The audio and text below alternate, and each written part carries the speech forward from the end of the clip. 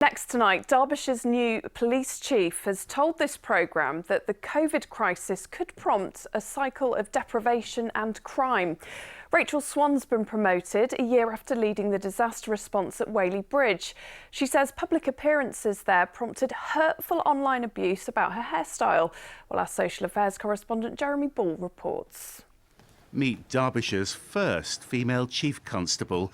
Rachel Swann's risen to the top job at the most challenging of times. Her force is policing a pandemic from a headquarters that's virtually empty, a pandemic that's prompting big questions about the future. Will the long-term impact be some sort of reduction in people's life opportunities and chances and increased deprivation? And will that change the type of criminality we face? Will it mean more increased sort of drug supply and that type of lifestyle? So we really need to be thinking about how we will work with partners in the long term to prevent that happening and prevent people turning to that lifestyle and making sure that people get the help that they need before they get to that sort of crisis. One of Rachel Swann's proudest moments was leading the policing of this royal visit in Leicester, the force where she started as a constable and rose through the ranks. And last year she commanded this emergency response, a mass evacuation, as the dam failed at Whaley Bridge. Whaley Bridge was a massive challenge. It's something I never thought I'd face. I've done a lot of command over the years, but I never thought I'd be faced with a reservoir collapsing and having to evacuate the best part of a whole town. The key element in that was community support and how they stuck with us throughout. Have you got a driving licence on you with proof of address?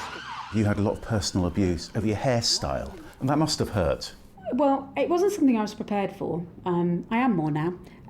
But for me, the main thing is I find it's a dreadful distraction. Yes, it was very personal and it did and it does hurt. However, I've since learnt to ignore it and to shut off all of the notifications that might expose me to it on Twitter.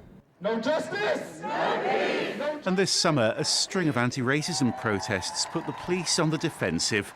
Disproportionate stop and search figures, just one of many grievances. It hasn't gone away, and we have a stop search scrutiny panel where we go through the searches that have been undertaken to try to look at lessons learned and to improve that. We are not representative of our communities, and despite best efforts, I think there is much, much more we need to do to attract a more diverse workforce, and some of that starts with how we apply our policing services and the trust that brings. The new Chief Constable says they also need to build trust with a younger generation more widely, as crime's becoming more sophisticated and public finances are being squeezed. Jeremy Ball, BBC's Midlands Today, Ripley.